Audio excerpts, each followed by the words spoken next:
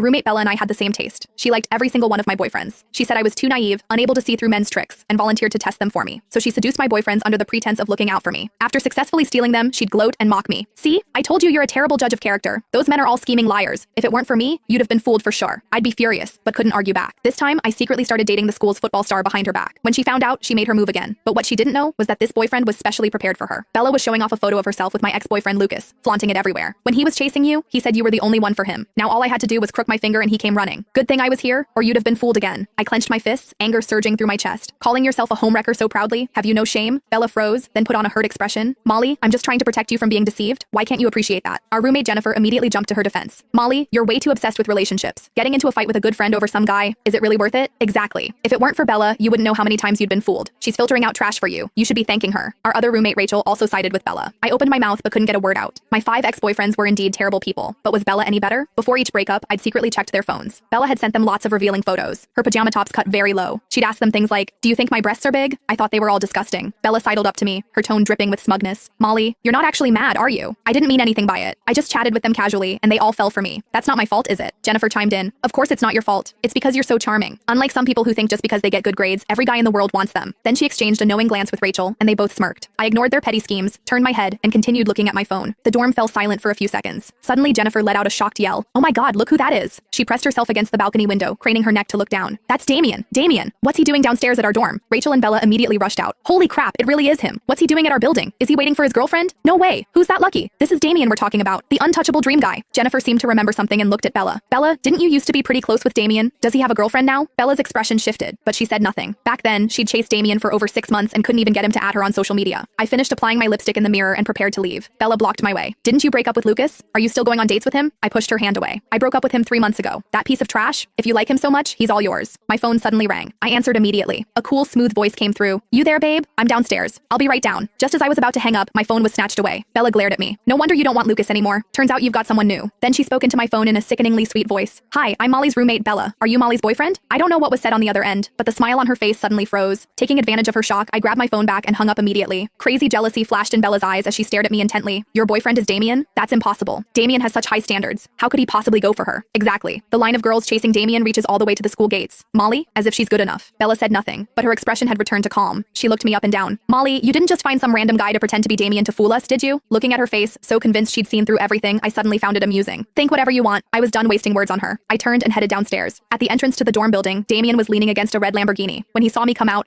scattered sunlight fell on Damien. He really was handsome. No wonder Bella had chased him for 6 months. And that was precisely why I'd agreed to date him. "Did you wait long? Just got here. Get in."